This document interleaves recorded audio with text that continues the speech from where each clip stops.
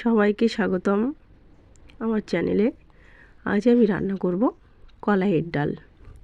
শীতের শুরুতে নতুন নতুন কলাই ওঠে, কলাইয়ের ডালটা খেতে খুব সুন্দরই লাগে। আমি এখানে 150 গ্রাম কলাইয়ের ডাল নিয়েছি, ভালো করে ধুয়ে নিচ্ছি। যদি বালিগুলো থাকে সেগুলো নিচে পড়ে যাবে। কলাইয়ের ডালটা তো শীতকালে খেতে খুবই সুন্দর লাগে। দেখুন আমি কিভাবে কলাইয়ের ডালটা রান্না করি। ডালটা আমার ধোয়া হয়ে গেছে, আমি প্রেসার কুকারে দিয়ে দিচ্ছি। দিয়ে দিলাম পরিমাণ মতো জল ডালটা সেদ্ধ হওয়ার জন্য। দিয়ে দিলাম 3টে কাঁচা লঙ্কা, বসিয়ে দিয়েছি। ডালটা সিদ্ধ হতে লাগুক, আমি বাদবাকি উপকরণগুলো রেডি করি। এখানে নিয়েছি মৌরি আর একটু আদা। মৌরি আর আদা বাটাটা দিলে খুব টেস্টি হয় কলাইয়ের ডালটা খেতে। আমি এখানে আদা আর মৌরিটা শিলপাটায় বেটে নিচ্ছি। আমরা হাতে বাটা মশলাই খাই, হাতে বাটা মশলার তরকারির টেস্টটা খুব সুন্দর আনে। দেখুন আমার মশলাটা হয়ে গেছে, দেখি ডালটাও সিদ্ধ হচ্ছে।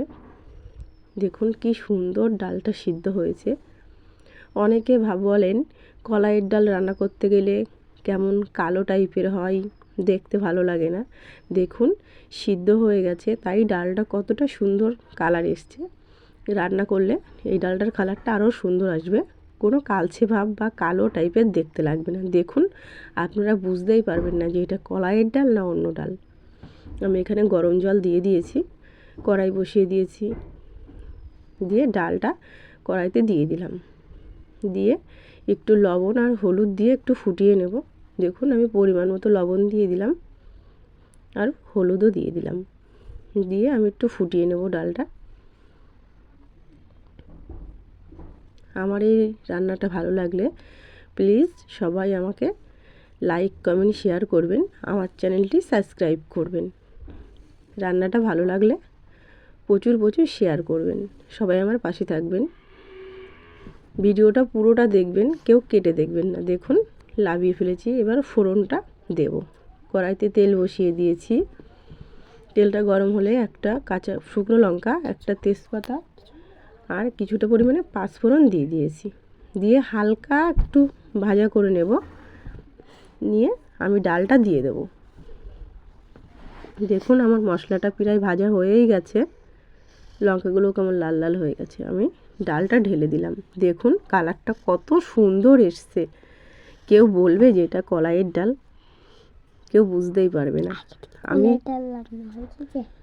আমি এখানে যে মৌরি আর আদাটা বেটে রেখেছিলাম সেটা অ্যাড করলাম।